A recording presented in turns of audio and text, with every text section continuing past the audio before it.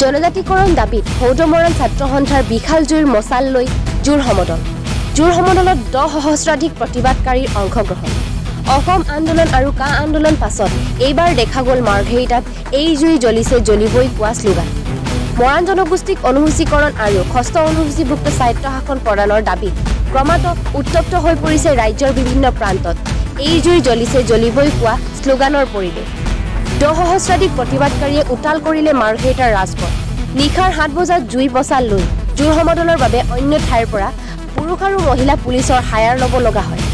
মৰাণ ছাত্ৰ সন্থাৰ উদ্যোগত মাৰ্ঘেৰিটাৰ হিলভিউ ইক পাৰ্কৰ সন্মুখৰ পৰা প্ৰতিবাদকাৰীসকলে জোৰ সমদল লৈ মাৰ্ঘেৰিটা চেগুনবাৰীলৈকে এক বিশাল সমদল বাহিৰ কৰা হয়।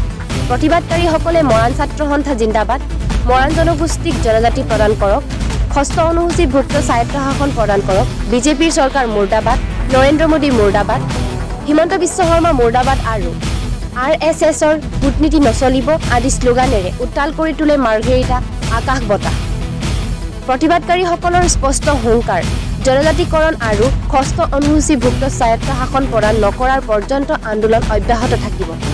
মৰাণ জনগোষ্ঠীৰ এই আন্দোলন সমৰ্থন কৰি ছাত্ৰ মুক্তি সংগ্ৰাম সমিতি কেন্দ্ৰীয় সমিতি, গোৰ্খা ছাত্ৰ সন্থা তিনিচুকীয়া জিলাৰ বিষয়ববীয়া, জাতীয়তাবাদী যুৱ ছাত্ৰ পৰিষদৰ তিনিচুকীয়া সমিতি বিষয়ববীয়া অংশগ্ৰহণ কৰে। Bureau report, time 60 Assam.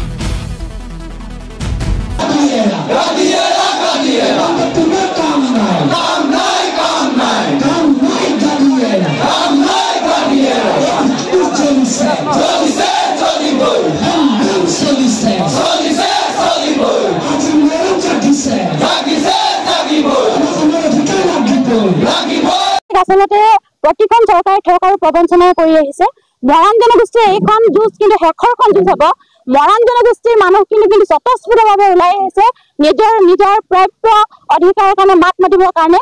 কিন্তু আমি বাকী কেইখন চৰকাৰ গ'ল, তেওঁলোকে দিম বুলি কৈ পেলাই ঠগ আৰু প্ৰবঞ্চনা কৰি গ'ল। কিন্তু হিমন্ত বিশ্ব শৰ্মাৰ নেতৃত্বাধীন চৰকাৰখনক আমি বহুতখিনি আশা আস্থা ৰাখিছিলো তেওঁৰ ওপৰত, যিহেতু আমাক তেওঁ বহুতবাৰ আলোচনালৈ মাতিবলৈ কৈছে যে আমি আপোনালোকৰ মৰাণ মতকৰ কাৰণে আমাৰ বিশেষ একো অসুবিধা নাই, আমি জনজাতিকৰণ আৰু ষষ্ঠ অনুসূচীভুক্ত স্বায়ত্তশাসন প্ৰদান কৰিম বুলি পেলাই তেওঁ কৈছিলে। কিন্তু আজি 10টা বছৰ পাৰ হৈ গ'ল, এতিয়ালৈকে কিন্তু মৰাণ জনগোষ্ঠীৰ যি ন্যায্য দাবী জনজাতিকৰণ কিন্তু তেওঁলোকে প্ৰদান নকৰিলে। মৰাণ জনগোষ্ঠীক কেইখনমান অকল তেনেকুৱা ধৰণৰ বস্তুখিনি দিলেই আমি ক্ষান্ত নাথাকো।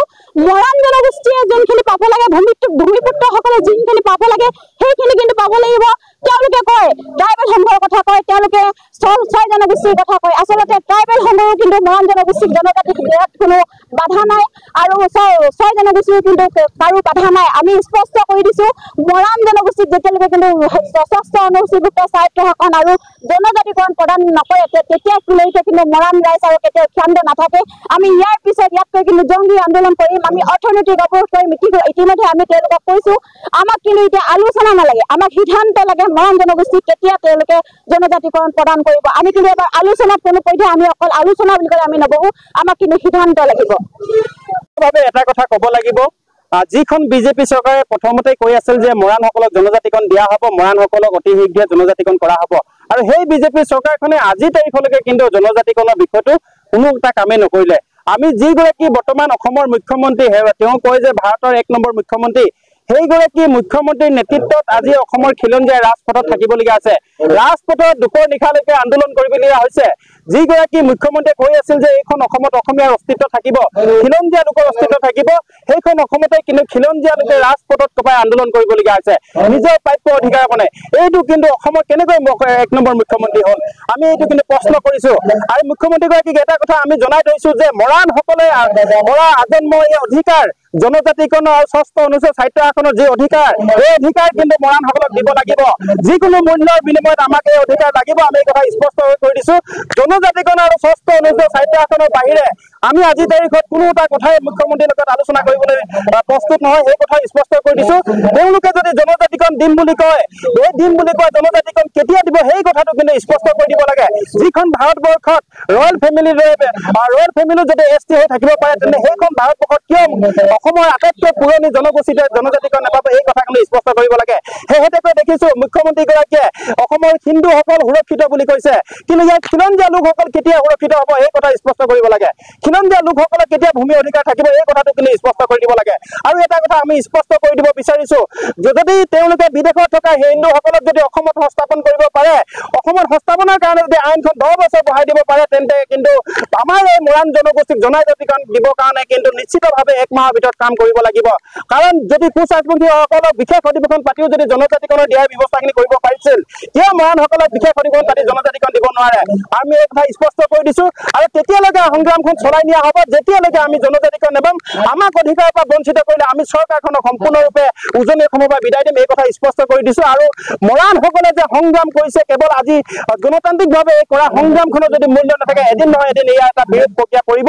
তেতিয়া কিন্তু মুখ্যমন্ত্ৰীগৰাকীয়ে মৰাণসকলক জগৰীয়া কৰিলে নহ'ব, সেই কথা স্পষ্ট কৰি দিলো। আৰু মৰাণসকলক আমাৰ যিসমূহ মাটিহাত আমি অধিগ্ৰহণ কৰি আছো বা য'ত বহি আছো তাত আমাক ম্যাদী পট্টা দিব লাগিব। আমাৰ বানপানীত উটি যোৱা যিসকল লোকৰ ঘৰ বাৰী নাইকিয়া হ'ল, মাটি বাটি হেৰুৱালে, সেইসকলক কিন্তু মাটি পট্টা দিব লাগিব। আমাৰ গাঁওসমূহৰ স্কুলৰ সমস্যা সমাধান হ'ব লাগিব, শৈক্ষিক সমস্যা সমাধান হ'ব লাগিব, ৰাজপথ পদূলিৰ সমস্যা সমাধান হ'ব লাগিব।